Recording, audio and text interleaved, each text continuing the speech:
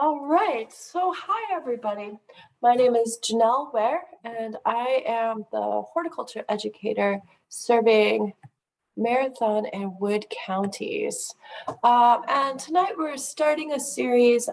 It's a 12-session series. It's going to go from starting tonight all the way through until September.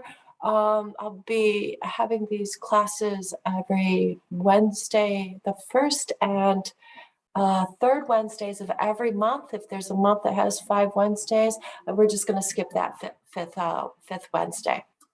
So if you're interested, please check out the website and register for as many of these as you would like. On that note, thank you for taking some time to spend with me this evening.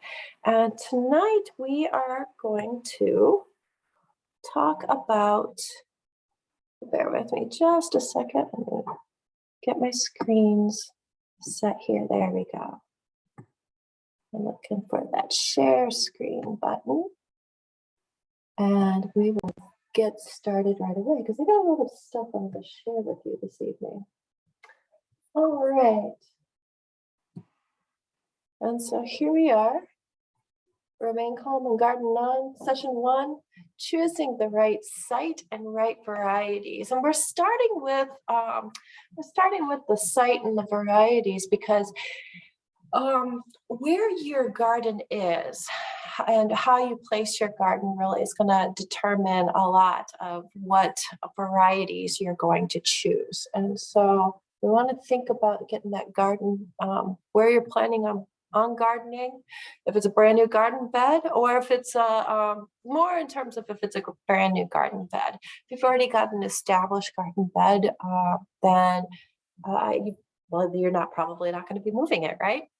Okay, so we'll start off today. We're going to talk about the requirements that are needed to really have vegetable plants thrive. Then we'll talk about crop selection, figure out what do we want to grow, what's reasonable. Then we'll narrow down once we've got our crops, the general big categories, then we'll talk about what are some things that you should think about in terms of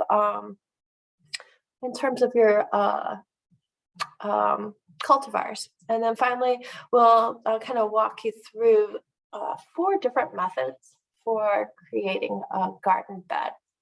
Okay, so first off, the garden site requirements.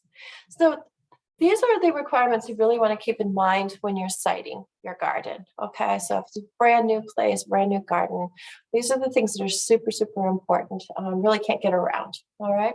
So does anybody have any thought? Go ahead and drop it inside the chat.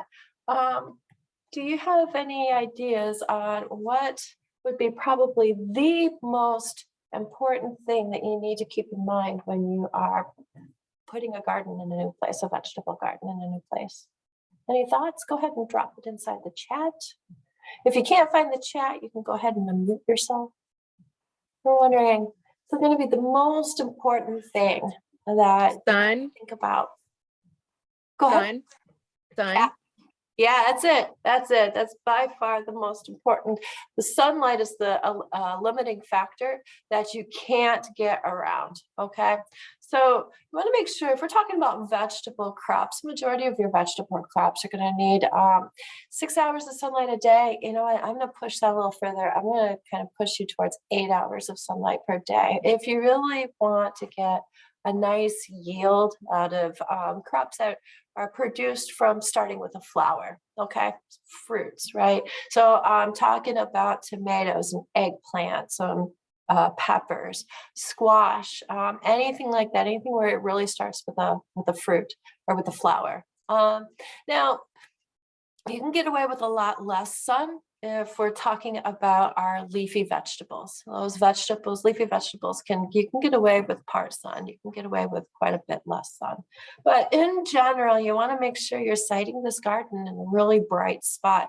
One other thing I want you to keep in mind too is, let's just pretend like you've got some sort of like a really tall, but straight, real tall, skinny tree, okay, or some sort of structure that is going to block the sunlight in the middle of the day, but not so much in the beginning or the end of the day.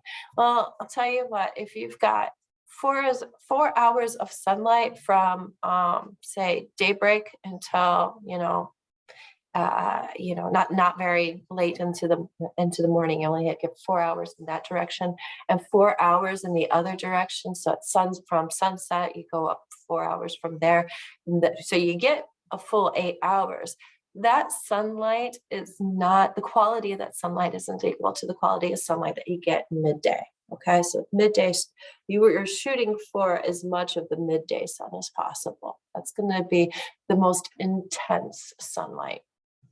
All right. So any ideas? What do you think maybe this next one might be? So if I think of it, most important is going to be light. Next most important. What do you think? Number 2. Any thoughts? Go ahead. You can unmute yourself or drop it in the chat. That would be soil. Can you say that one more time? I would think that would be soil, your soil type. Yeah, exactly. And Haley, you knocked it out of the park too with soil type and sun. Yep. It's the next one that I think of at least is your soil. And so when we're thinking about soil, we're talking about a lot of different things here. One of them is going to be your texture. Okay, so do you have a really high clay content? Is it really a heavy, thick soil? If you've got a real heavy, high content of clay, you're going to run into drainage issues. All right. Now, on the other side of the spectrum, if you live, like I live down in Stevens Point, Wisconsin, if you live over in my neck of the woods, you're probably dealing with a lot of sand. Right? Sand has its own challenges. It's not going to retain nutrients or moisture very well. All right. So the wonderful thing, at least when it comes to either extremely sandy or extremely clayey soil, is you can use the same thing to fix both. And that's going to be adding organic matter. If you stick around, I think it'll be at the beginning of March for, I think it's the 3rd session. I go into a deep dive into soil and soil texture and chemistry and pH. But just know for right now that you can fix a lot of problems that come with soil by adding compost. That's what compost is, just organic material. And so by adding that compost to the soil, you can really do a lot to fix problematic soils. All right, I'm going to give you the next one because I framed it in a ways that I don't know if anybody would necessarily guess the answer. So that next one's going to be thinking about the surrounding area. And so when I'm talking about the surrounding area, I'm definitely talking about trees and shrubs, or maybe building structures, fences, things like that, that might be blocking the sunlight. But the other thing that could happen is if you've got trees and shrubs on the north side of the garden, so they're not blocking any light for you, but they could end up competing for moisture and nutrients inside the soil. So keep an eye out for that. You want to make sure that you're siting your garden a good distance away from trees and shrubs, even if they are on the north side. Another thing to kind of keep in mind too with those structures, even if they're not blocking the light, they might be affecting airflow. And that could go either way. Either maybe we've got some sort of wind tunnel that makes this location extremely windy. That could pose some challenges depending on the types of crops you want to grow. Or you could have very, very stagnant air for whatever reason. It's just the air doesn't flow through there very well. That could pose some challenges when it comes to foliar diseases. So something to keep in mind, just kind of, you want to be mindful of that. And then, the other piece to that surrounding area too is just kind of in general with the ground. What does that topography look like?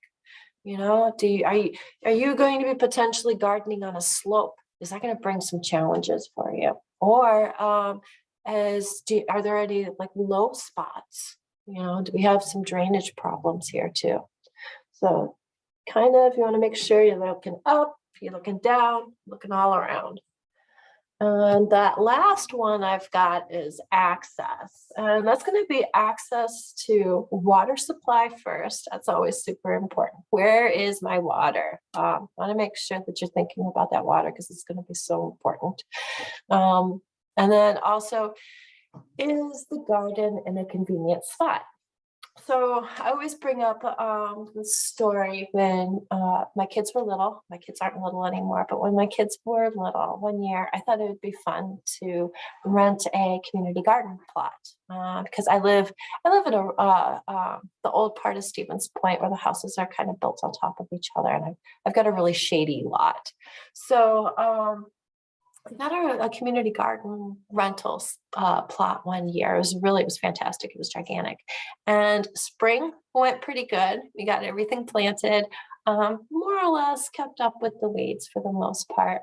Summertime got to be a lot more challenging. And the reason why is even though Stevens Point's not that big, I still had to come home from work, gather up the kids, gather up the tools, load everything up, and then go drive, maybe 15, 20 minutes across town, which is not that far. Stevens Point is not a big town. But it proved to be just enough of an obstacle that I didn't get out to the garden as often as I wanted to. And by the end of the summer, when you really need to be out there, really keeping your eyes on what's going on for harvest purposes, I wasn't inside that garden as often as I should have been. And my yield definitely showed. So you want to really make sure that it's got, you're thinking in terms of what about that access? Is it convenient to get the water? Is it convenient for you to be there on a real regular basis? All right, next we're gonna switch gears and we're gonna talk about selecting crops, okay? So I'm not talking about varieties yet. I'm really just talking about crops. And when you're thinking about what in the world do I want to grow? I'm sorry, I lost my mouse. There we go. Apologize for that. When you're thinking about what in the world, of all the different types of vegetables that are out there in the world, how do you narrow down what do you want to grow? Well, the easy way to do it is just to answer these questions. What do you like to eat? What is realistic? And what is cost effective? Okay. So we'll start off with choosing crops that you'll eat. So go ahead and take a minute. If you printed off that graphic organizer, you can go ahead. I left a little spot in there for you to jot some thoughts down. Or if you've got a pencil or a piece of paper and just some scratch paper, go ahead and write down just a handful of things that you think you might want to grow. Give you a moment, or if you don't have a pencil and paper handy, no worries. Just kind of think to yourself, what in the world do I want to grow? So I've got some examples in the picture here. I always have to have tomatoes. I always grow tomatoes. I always grow chili peppers, and almost always grow bush beans too. And over here, you'll see I've got the no symbol. It's on beets. And the reason why is there's no sense in me growing beets because nobody in my family would eat them. Okay, so I've never grown beets before because I wouldn't know what to do with them. If I know how to roast them, I just wouldn't have people that would eat them. All right, so take that list and kind of keep it. If it's in your mind, just kind of keep it in your mind. Otherwise, kind of set it aside. We're going to come back to that in a couple of moments. All right, so the next thing, remember our questions that we were going to answer. The next thing was, is it realistic? So you want to make sure that you choose crops that will grow within the space that you have available. So wherever you're putting your garden, you want the garden to fit inside. And then you also want to make sure that it will grow within Wisconsin's very, very short growing season. So how much space are your vegetables going to need? Well, inside the handout that I emailed you, inside the graphic organizer, if you scroll down,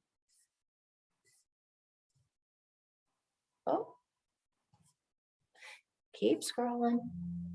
You're going to find this planting guide for Central Wisconsin gardens. I took a couple of different resources because I wanted to condense it all into one spot for you. So what this tells you, this is just kind of a real general guide of information. It's going to tell you the crop or the vegetable. It's going to tell you if you need to direct sow it or start it inside. For this purpose, what I want you to use it for is that spacing in between the plants. And also you can think of it as a footprint in inches. So depending on if you're going to do row planting or if you're planning on doing like a square foot garden planting, or maybe you're planning on doing straw bales or something like that, and you really want to do some real intensive gardening, this is going to give you same information, but as a footprint. How big is that plant going to get? And then I also kind of give you some more information too. So you can use this planting guide to give you an idea of how much space your plants are going to need. You can get more bang for your buck if you grow smaller, quicker growing vegetables next to bigger crops. So perfect example for this is going to be if you, bear with me just a second. Okay, so one example or like an illustration of this would be radishes and tomatoes. Okay, so your radishes, some of those early spring varieties, they will come to bear, or they will be ready to harvest about 25 days after you plant them. They're crazy. Not all radish varieties are that quick to harvest, but some of them definitely are, right? So so Katie, I apologize. I'm going to pause for a second and just answer this question. What do I mean by that footprint? It's how much space the plant is going to take, on the ground. That's what I think of as being its footprint. So, some plants can grow rather big and some plants can be much smaller. And I'm going to talk about cultivars in just a second. So just keep in mind, this is a rule of thumb. Different cultivars are going to be different sizes, okay? And I'll talk about that a little bit more, but that's a kind of a general idea of in inches. So the beans are going to take about 4 inches by 4 inches. That's how big the plant's going to be, how much space it'll need. All right, so good example of interplanting or intensive planting would be if you've got a tomato. Tomatoes take a while, take quite a few months for them to start producing, right? But if we've got that radish that's ready in 25 days, as soon as we put our transplant in, we could put the radish seed next to it. And, by the time that the tomato plant really grows big enough that it's going to compete for resources, especially shading out that radish, the radish is already going to be done because it only took 25 days. So kind of something to think about. You really want to, especially if you don't have a lot of space, you want to make the best use of it as possible. I'm just checking my notes real quick. Oh, and then I apologize for my dog. I think he's done. Okay, I'm sorry about that. Some crops just are not going to grow in our short growing season. They're just not possible. Or you're going to have to do something to get around our short growing season. So again, I'm always picking on tomatoes. Tomatoes would not, if we just planted a tomato seed outside, our growing season's way too short. It would never produce. That's why you have to either buy plants from a nursery or a greenhouse, or you got to start them yourself inside. So there are some shortcuts that you can do for some crops, but some crops just aren't going to be realistic for us.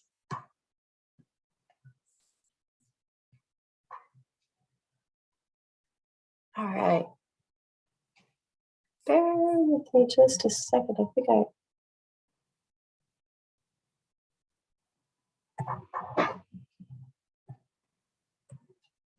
okay.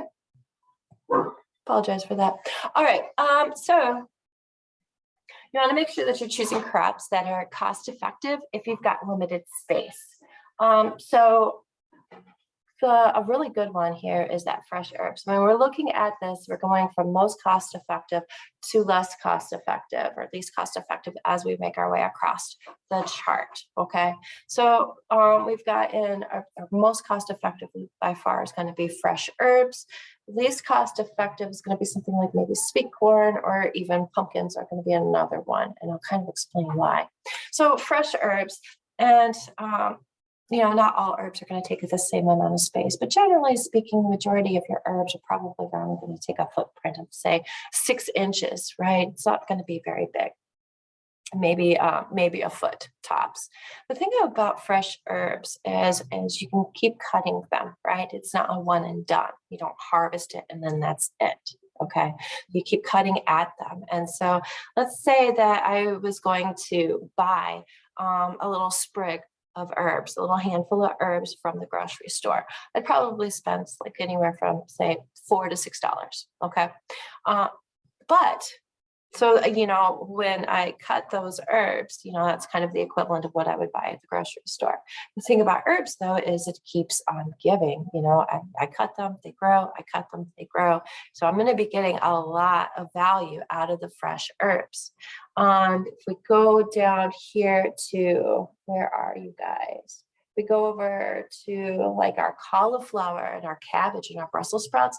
Those are going to be more on the less cost effective because they don't take too much space. You can get away with, depending on the variety, you can get away with squeezing them in 1 square foot a piece if you went with a smaller variety. The thing is, though, is those are one and done.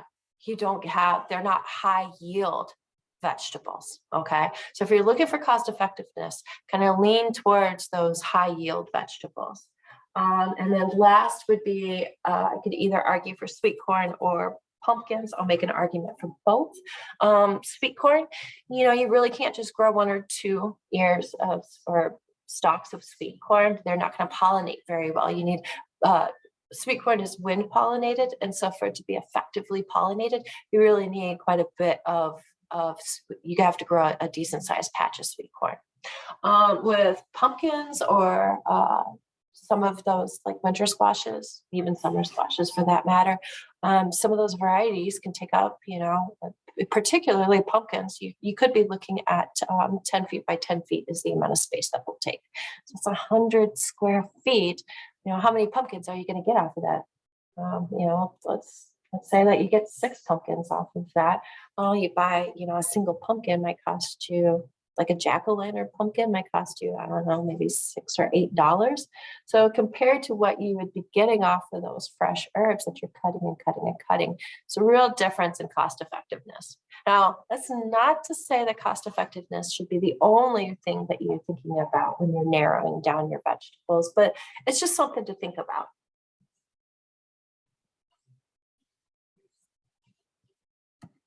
Okay, so let's go ahead and go back to that list of crops that we came up with. What do you think? Go ahead and drop it in the chat or unmute yourself. Are your crops realistic? Are they cost effective? Where do you plan on growing them? Are you going to have enough space for what you had thought about? Is there any surprises, any reflections, or are you right on target? Do you think you're going to have space for everything? Any thoughts?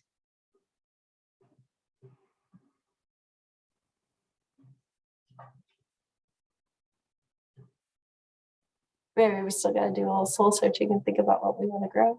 Any surprises, anything that you're thinking about that's like, that's something I hadn't thought of?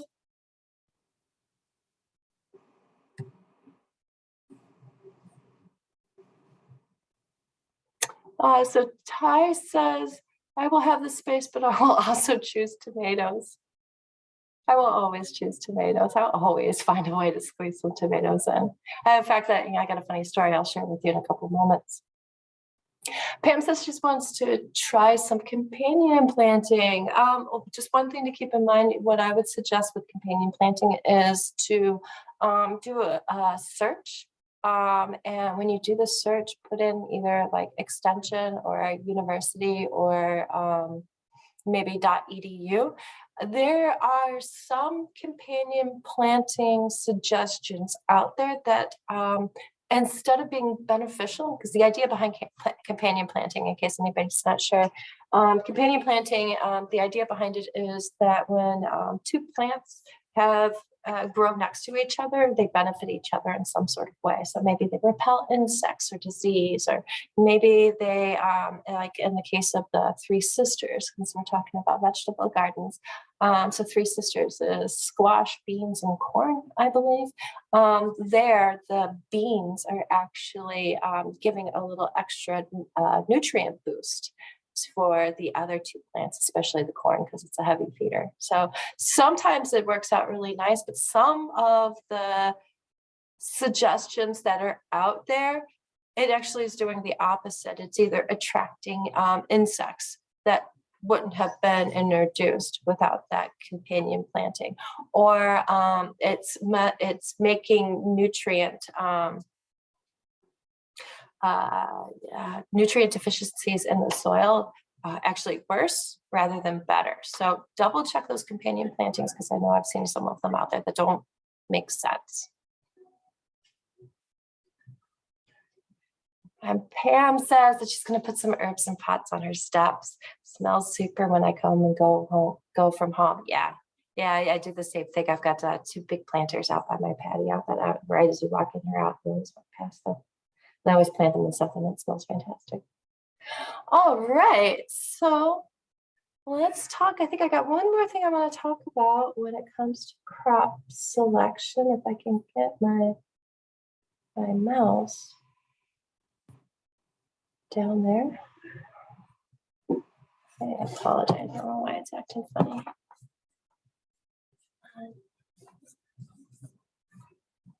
There we go. Okay.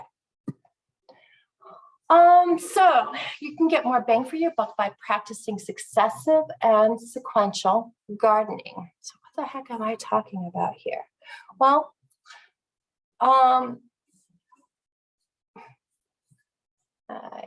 apologize. All right, so successive gardening is for crops that have a very quick period from seed to harvest, okay? So remember I mentioned radishes earlier? Radishes can be anywhere from, I actually lied to you, the shortest day I found was 21 days, not 25. So 21 days to 35 days. A lot of those earlier lettuces will be ready to be harvested in 30 days.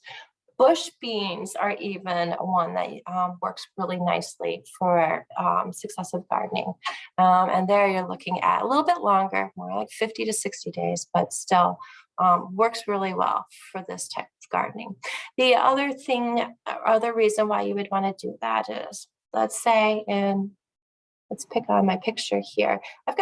Let's say I know that I want 3 rows worth of radishes, but I certainly can't eat 3 rows worth of radishes if they all come in at once, right? And that since they have such a quick harvest period, and they're all one and done, right? One thing that you could do is say week 1, you go ahead and you plant your row 1 of radishes. We'll call that row A. And then we're going to wait 2 weeks. And then we're going to plant row B of radishes. Now these guys are almost ready to go, right? They'll be, what do I say? I waited 2 weeks. In 2 more weeks, these guys are going to be ready to go. So we're going to wait those 2 more weeks. And we'll go ahead and plant row C 2 weeks after we planted row B. And it just happens to be that we'll already be ready to harvest these radishes even as we're planting these. So it really extends that harvest out. You're not just getting bombarded with a bunch of vegetables all at once. You can actually kind of really better time your vegetables. Not all of them, of course, but certain crops you can time better. So that is the idea of successive gardening. Next, we've got sequential gardening, and it's kind of a similar idea or of a concept, except for here, what we're doing is we're replacing an early season crop with a later season crop. Okay, so for example, let's say maybe we started the season off with some peas in the garden. Peas are a cool season crop. And so by the time you get into midsummer, they kind of peter out. They don't keep producing. So what you could do, instead of just cleaning up the garden and calling it culinary a day, you could actually replace the peas with some carrots. Same thing with the broccoli here. So maybe you're starting off early in the season with the broccoli. Broccoli is a cool season crop. Does really nicely in those colder temperatures. It's going to bolt if you try to grow it when it gets too warm. And so once we go ahead and we harvest our broccoli, we might want to replace it with salad greens for the fall. Lettuce is another one that likes cool temperatures. You're probably seeing a theme here. We've got those cool temperature lettuce. We're going to replace it with radishes, probably some winter radishes. My favorite winter radishes are these, I think they're called Spanish radishes. They're this beautiful black matte color. And when you slice them inside, they're the most beautiful white color. They're just gorgeous. Or you might want to go with, say, you've got some tomatoes, like determinate tomatoes. I'll explain what determinate tomatoes mean in a second. But let's say that I put some determinate tomatoes in because I wanted them to produce all at once, and then they were done. Well, what I could do is plant some garlic afterwards. Garlic is best planted in the fall, and then you harvest it in the summertime the next summer. So this would be a really great, making use of that space after the tomatoes are finished. So, and so on, and so on. You get the idea. Okay, so we've talked about selecting crops. Now we're going to dig a little bit more into cultivar selection. So with cultivars, and when I say cultivar, what I mean is a cultivated variety. It's just a contraction basically for cultivated variety. So these are going to be those named varieties, right? We've got your tomatoes, and then you've got your, say, Cherokee purple or brandywine tomatoes. So those named varieties, that's what I'm talking about. And there's so many. If you get seed catalogs in the mail, it's really hard to determine. You can read the description and then you can look at all the beautiful pictures, but how do you know what the heck you should be growing? Well, if you've got limited space, then you really need to be, you can actually control a lot of your disease potential by choosing compact varieties. Okay, so all right. So these smaller varieties, the reason why they're so important is they're going to reduce disease pressure because of the fact that they are small. And here I'm really talking about locations that are very limited in space. The problem with plants is if they touch each other, they have the potential to share diseases. So they can share foliar diseases. You've got a better potential if an insect over here is nibbling on this plant. And then so for some diseases, it's the insect is actually the carrier, right? And so the insect has the disease. It's not making the insect sick because it's not an insect disease. It's a plant disease. The insect just carries the disease. It's got a little bit of the bacteria on it, or maybe it's got some fungus on it. Anyways, it goes and it brings it over to the next plant and it munches on the next plant. So something to keep in mind, bugs don't brush their teeth in between plants, okay? So you don't want the plants touching each other. You don't want to turn it into a highway for diseases or insects. So generally speaking, when you're looking at your seed catalog and you're reading all the descriptions, smaller varieties will have some sort of descriptive language in there. There'll be something in there that says a compact variety for vining crops. So I'm thinking of besides tomatoes. So I'm thinking of your cucumbers and your squash, really your curcubits all together. Those will often be called a bush variety, okay? And then for tomatoes, they use a different terminology. They say either a determinate for the bush varieties or indeterminate for the other varieties that just can continue to grow and grow and grow until forever, until the frost comes. So determinate tomatoes is something to keep in mind. It is a bush variety, and so it will have a tendency to produce all at once, and then it's done, okay? Now, you can most certainly grow an indeterminate tomato variety inside of a container. But generally speaking, you're going to be better off if you've got limited space or if you're growing in containers with going with these compact varieties or determinate tomatoes. And picking on tomatoes and just varieties and sizes, I got a little story about this guy over here. So this is Red Robin tomato. Makes for cherry tomatoes, they're actually rather large cherry tomatoes, right? But the plants themselves are so incredibly small. So that plant is in I'm going to guess it's in either a 6 or an 8-inch container. I've grown these before. I grew them in 5-inch container because I knew that they could grow in a 6-inch, and I had these really cool head planters. And so I wanted to kind of test it and see, could I get it to produce in such a small container? And I'll be darned, it did grow. It produced beautifully, wonderfully. But you know what? I apologize for that.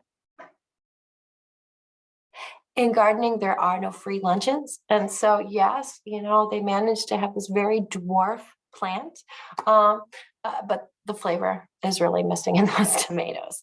So something to keep in mind, as breeders breed for one thing, we have a tendency to lose something else.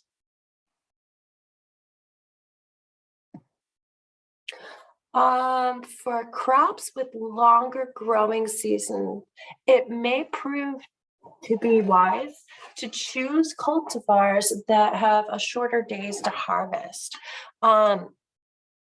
So for example, in the picture, I've got early girl tomato and then I've got Cherokee purple. Early girl is something like, I think she's only like maybe 57 days until she's ready, where Cherokee purple is closer to 90 days. Okay. So the problem you may run into if you only grow Cherokee purple tomatoes is if we have an early frost, you may only have a couple of tomatoes because it just takes so long for those guys to produce. Where you would have had a lot of, you would have had more than a month of the growing season with the early girl, or more than a month of harvesting off of early girl than you would have off of the Cherokee purple. So I'm not suggesting not to ever choose some of those varieties that have a longer days to harvest, but just kind of keep that in mind. If I'm growing, some heirloom tomatoes, another one that I just absolutely adore is Brandywine. I just can't get enough of the flavor of a Brandywine tomato. Those are another one that take a very long time before they produce. So I'll make sure that if I have one or two of the Brandywine tomatoes, I'll have at least one early girl, just so that way I've got plenty of tomatoes coming in. Just something to kind of keep in mind. When it comes to onions, I just want to make sure, kind of point this out to you too. Onions, there aren't very many crops that you're going to run into this situation. Onions are the only ones that come to mind to me right now. That you're going to find varieties are either long day or short day. So what the heck does that mean?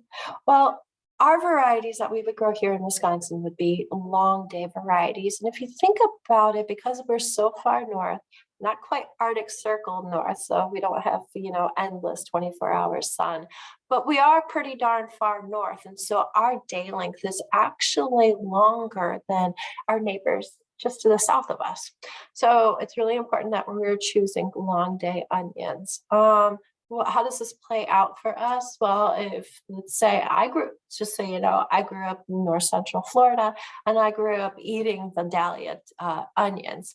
It turns out Vidalia onions are a short day onion. And so if I want to grow sweet onions, I don't want to grow Vidalia onions. I'm going to try to look for a really nice, sweet, short day. Really sweet long day onion. So off the top of my head, I know candy is a fantastic variety. If you're looking for onion varieties, that will do well. So I'm not trying to say that we can't grow onions. I'm just saying that we need to make sure that we're growing the right ones. You're picking the right cultivar for our area.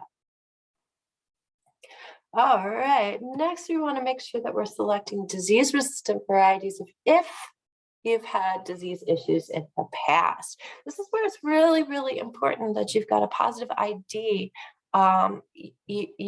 you've had somebody positively ID the diseases, so that way you're choosing the right disease-resistant varieties. Okay, so the first picture here, I've got a tomato. It's got some septoria. Okay, the thing is septoria might look. Septoria does look an awful lot like early blight. So if I go and look for, my tomatoes look terrible for 1 year, I think it's blight, because that's what people call me and say. People think that all foliar diseases, a lot of people out there think all foliar diseases on tomatoes is just kind of this like blight, right? Kind of a catch-all. And so if you go and you get a disease-resistant tomato, if you haven't identified exactly what disease it is, you don't know if you're grabbing a tomato that's resistant to the right disease, right? So I'm going to make sure in the case with this septoria, we would be looking for a tomato that's resistant to septoria. It's not going to do us any good to get a tomato that's resistant to early blight if it's not early blight that is happening in our garden area. Here we've got a pumpkin with powdery mildew. Powdery mildew is a pretty, powdery mildew on the curcubits is pretty common. And powdery mildew is one of the few diseases that just about anybody can identify. You don't necessarily need any sort of expertise like you do for many, many of the other garden vegetables. And then the last one, I've got just another example of black rot on cabbage. Okay, so if you keep scrolling where I showed you that planting, the planting chart before, if you keep scrolling, the very last thing in your handout tonight is a planting plan. So what I think it would behoove you, it would benefit you to go ahead and take some time and think about, not right now, but maybe later, take some time, get that handout out. And you don't have to use that handout, clearly. Actually, what I would prefer is if you just kind of recreate that chart inside of your own personal gardening journal. This would be a great first entry for a gardening journal. So, and I'll talk more about garden journals in one of our other sessions, but go ahead, put this information down. I'm telling you, if you take the time to do this step right here, transferring this into a map is going to be so much easier. Just a little bit of homework for you. Okay. And then in our next session, we'll talk about, like I said, taking it to the map stage. If we don't know any varieties, do you recommend just Googling or flipping through seed catalogs? Well, so I always suggest flipping through seed catalogs just because they're not too hard. You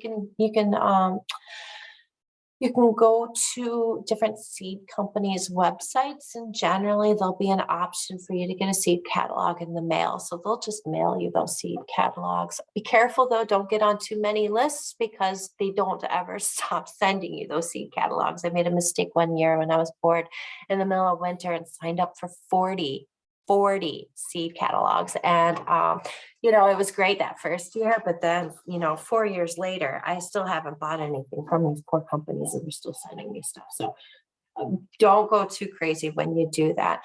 I like going through seed catalogs, and the other piece would be reading or talking to people.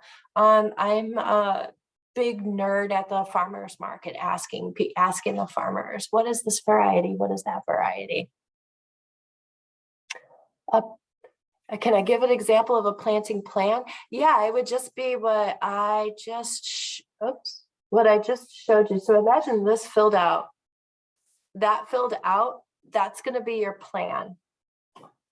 And Pam said your mail carrier loved you.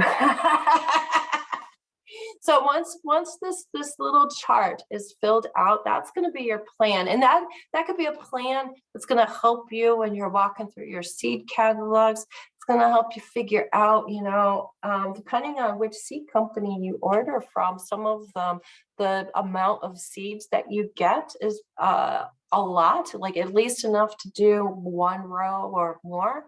And then some of the seed companies I've noticed, they send out much smaller amount of seeds inside of a package. So this is just kind of meant to get you ready to make the map, and all the information you're going to need once it comes time to make a map. And as far as the map goes, that we dive in really, really deep in the next session. Unfortunately, I can't recommend any seed companies because I work for UW-Madison. But generally speaking, I have never had any problems with any seed companies as far as like having poor seed. But we make it a habit not to endorse any products. That's the word I'm looking for. Okay, so now we're going to talk about making those garden beds, and I've gotten a little chatty tonight, and so I'm going to kind of just go through these really briefly. You'll find all of the information for this inside of your notes. So if you don't catch something, don't worry, and you can always email me later if you got any questions. Well, first, we're going to think of, okay, so we've thought about the conditions that we're going to need, the absolute requirements that we need for siting our garden. We figured out more or less where we're going to put it. We've got a decent idea of crops and maybe even the cultivars that we plan on growing. Now we need to know, how big should we make our garden? Should I go borrow somebody's rototiller and, till up all 5 acres that I have? Probably not a good idea. So how do we figure out how to size that garden? First question I want you to think about is, why do you want to garden? Okay, so different people come to gardening for different reasons. I always like to joke that it keeps me from killing people, but maybe you're gardening because you're planning on it replacing, or at least greatly subsidizing, a lot of your fresh vegetables in the summertime. Maybe you're gardening so I kind of mentioned for well-being, maybe you're gardening for physical exercise. So all of these different reasons are going to play into how big of a garden do you need. The next one is, who's going to do that work? So who is it? Do you plan on having your family help you? Like I had planned on my family helping me. So I'll tell you how that story turned out. I've got 3 kids. By the end of summer, 1 kid was coming with me on a regular basis. So who's going to be putting in this work? Because that's going to take some time. It's going to take some energy. Next, we've got, how much space do you have? If you don't have a lot of space, don't be afraid to try containers. Containers are really going to help you. Really, you can sneak things in containers all over the place. And then finally, how much time do you have? Really be honest with yourself. Be realistic. And I always suggest people start small, gain some success, and then build on those successes in future years. So our first one is, you're going to be creating an unframed raised bed.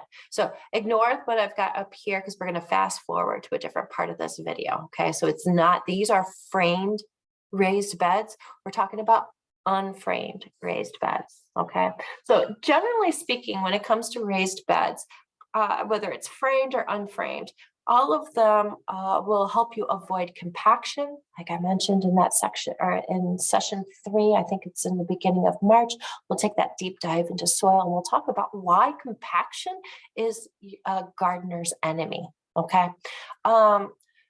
Raised beds will warm up faster in the spring. That way you can get in there and start gardening a little bit earlier. You will be more, because of the limited space, there's more of a focus on specifically the plants. And so that means that there's going to be less inputs. And inputs is kind of a generic word that I use for compost, fertilizer, potentially herbicides, pesticides, insecticides, fungicides, any of the sides, and then water too, right? So the smaller the space, the less water it's going to use. And potentially raised beds can be more accessible, especially if you're using raised tables. That's going to be really helpful if you've got, you've got mobility issues, and maybe your knees aren't what they were when you were younger. So raised beds can really help you continue gardening for a longer time. So the way that you go about, actually, I'm going to let her just go ahead and explain how you make a raised bed without a frame. And I'll tell you what, I'm going to kind of give you a spoiler. You got a strong back. That's part of it. You basically end up digging it out. Oh.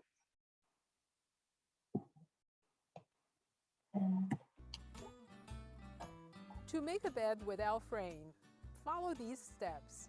Mark the area for the bed and path. Remove weeds. Loosen soil in the bed with a rototiller or spading fork. Add 2 to 4 inches of compost and mix into the soil. Remove the top 6 inches of soil from designated pathways and mix into the bed. You may add purchased soil mix to build up the bed, but keep it no higher than 8 inches. And finally, level the top and shape the borders to a 45-degree slope. If you choose, fill the path with wood chips or other materials to suppress weeds.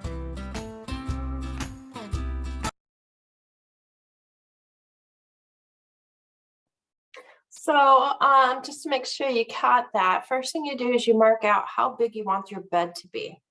And then you're going to mark off the path around it. You need that path to be anywhere from 18 to 36 inches wide. You're going to want it, if you're going to be using a wheelbarrow, then you need it to be more 36 inches wide. That's what the difference is in that space there, why they give those numbers. Then the next thing you're going to do is you're going to dig out. Well, first you remove the weeds, and then you're going to dig out you're going to remove the weeds off the top of where the bed was. And then you're going to use a garden fork, and you're going to loosen up that soil. You're going to add some compost, and then you're going to dig out those paths about 6 inches deep, and you're going to place that dirt back on top of where you want that garden bed. So I actually did this I have a garden in Wausau, Gaining Ground Garden, that I work with folks who have mandated community service hours. And so this past summer, this past fall, we actually built a few beds that we're going to be growing cut flowers in this summer. And so, it works really nicely in that you don't have to pay for lumber or anything like that. You just got to put in that sweat equity.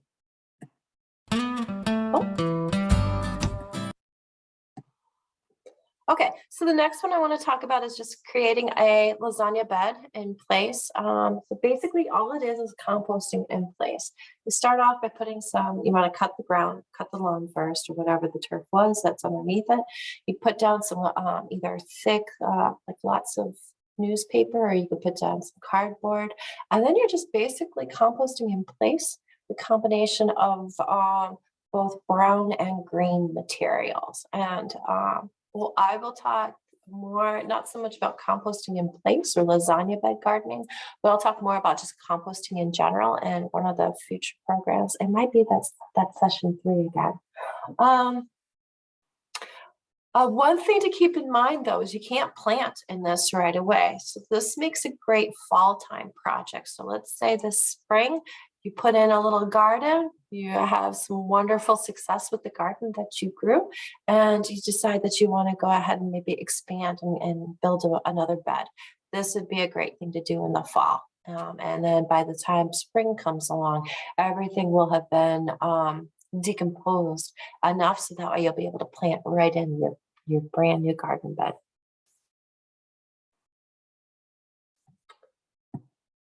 Okay, so method 3 is double digging.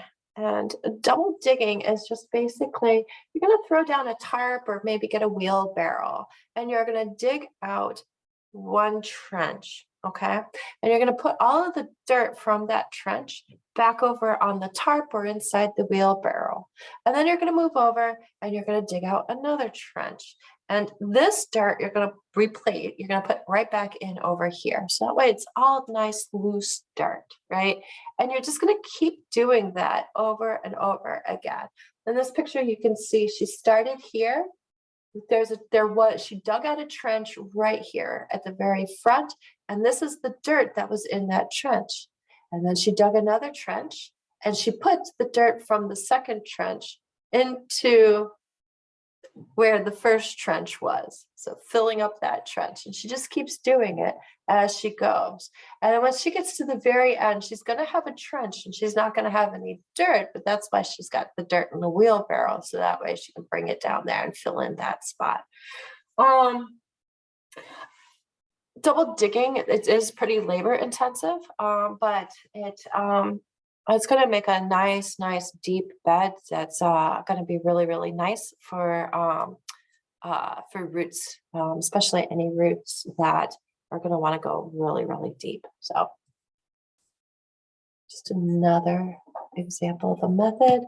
And then finally, I've got this, just building a raised bed, right?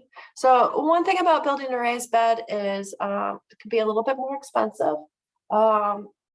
But if you build it tall enough, you could turn it into a really nice accessible bed as well.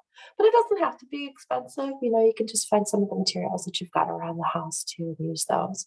The other piece where the expense comes in with raised beds, besides the frame, is the fill, right? So if you're going to go with something like this, you're probably going to need to run to the store and get yourself some bagged potting media.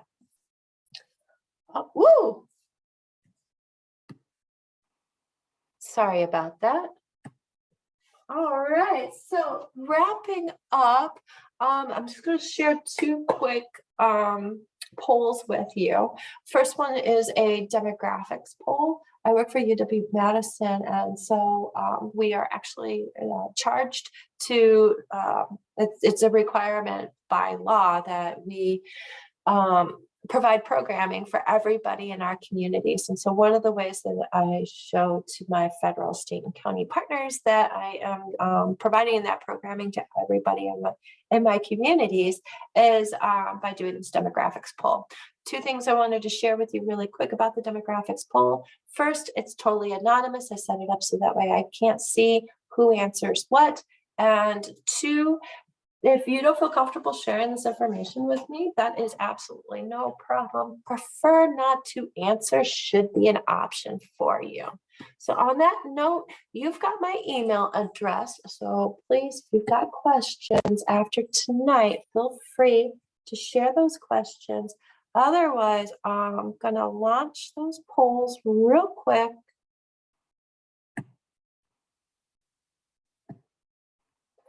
Okay, so here's my demographics poll.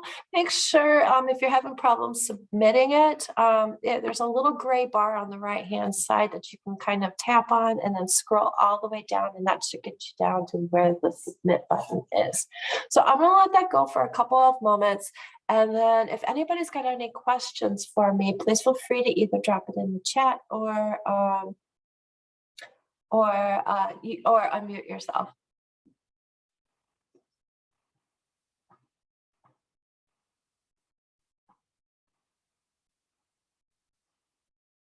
Oh, the other thing I wanted to mention too, so if you've got any questions, if anything's clear as mud, go ahead and ask. Or if you had any aha moments, if anything was like, wow, that's something I had never thought of or considered before, definitely feel free to share those too. Otherwise, we'll give this a couple more moments. And then after this, I've got a real quick evaluation for you. It's just I can't remember. I think it's either 2 questions or 3 questions. It's just to kind of check in and make sure that this was a good use of your time as well as mine.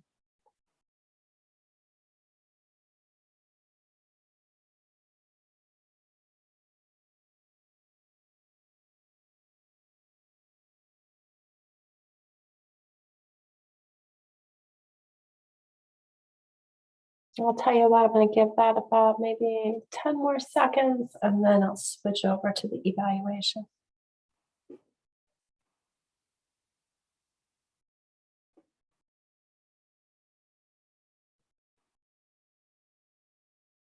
All right, so I'm going to end this poll, and then I'm going to, excuse me. Okay, so there's just 3 questions in the evaluation.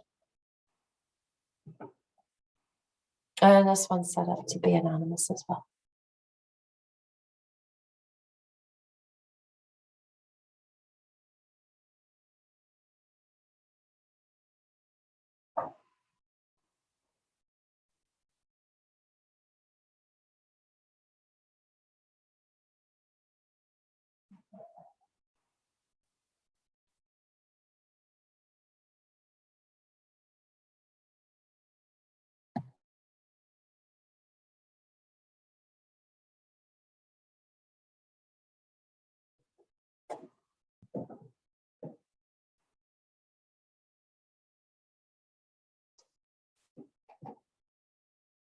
Oh, I also want to mention, so if you've got any questions, either later on tonight that something comes to you, next week, in the growing season, you've got some strange bugs that you see, or even all the way up until, like, say, after Christmas, and you've got a poinsettia and you don't know what the heck to do with it. If you've got any horticulture questions at all, definitely feel free to reach out to me. If I don't have the answer to your questions, I might be able, not might, I will be able to get you in touch with a resource, with UW-Madison resources.